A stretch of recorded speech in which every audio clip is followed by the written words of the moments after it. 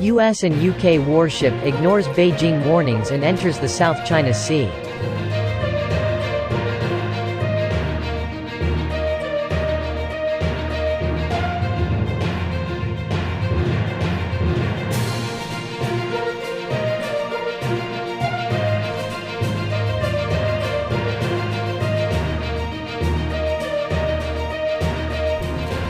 Freedom of Navigation Operations, or FONOPs, are routinely conducted by the United States, the United Kingdom, and Australia to counter what Washington refers to as attempts by coastal states to unjustly limit access to the seas.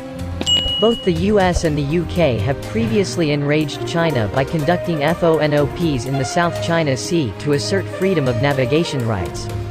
HMS Queen Elizabeth, a British aircraft carrier, and its carrier strike group have entered the South China Sea, a territory predominantly claimed by China, reports the UK Defence Journal.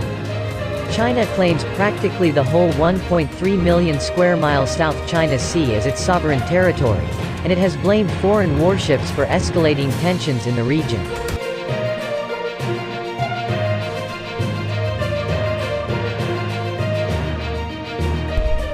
Three U.S. Navy task forces joined in the South China Sea to form a surface action group for countermine operations, the 7th Fleet said on Wednesday. The littoral combat ship USS Tulsa, guided missile destroyer USS Kidd and a detachment from Commander, Task Group 75.1, Explosive Ordnance Disposal Mobile Unit are elements of the new group, fleet officials said in a press release.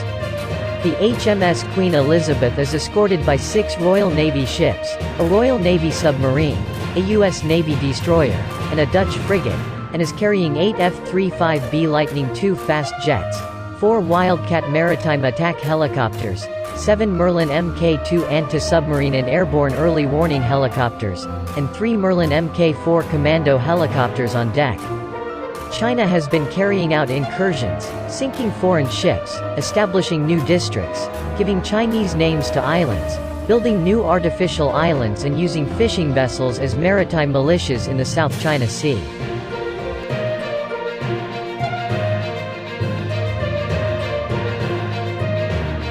The South China Sea is a strategic waterway surrounded by 6 nations, such as China, Taiwan, the Philippines, Vietnam, Malaysia and Brunei. 2 groups of islands here are at the center of a fierce territorial dispute. The first is the Paracel Archipelago, contested by China, Taiwan and Vietnam. The second is the Spratly Islands, disputed between China and all other 5 nations. These islands are strategic because they are surrounded by waters teeming with marine life and are rich in oil and gas resources. 1/3 of the world's shipping traffic also passes through the South China Sea. Beijing claims sovereignty over nearly the entire sea. SAGs are defined as temporary or standing organizations of combatant ships, other than aircraft carriers, tailored for a specific tactical mission. Combining the capabilities of these teams into one networked node demonstrates our commitment to regional stability across the entire theater, Rear ADM. Chris Engdahl, Commander, Expeditionary Strike Group 7, Task Force 76 said in the release. The demonstrated adaptability of these deployed forces are clear indications of US 7th Fleet's continued support of a free and open Indo-Pacific Ocean, Engdahl said. The SAG is involved in exercises involving surface warfare, mine countermeasure, MCM, and anti-submarine warfare, including dynamic maneuvering, MCM techniques with an unmanned underwater vehicle.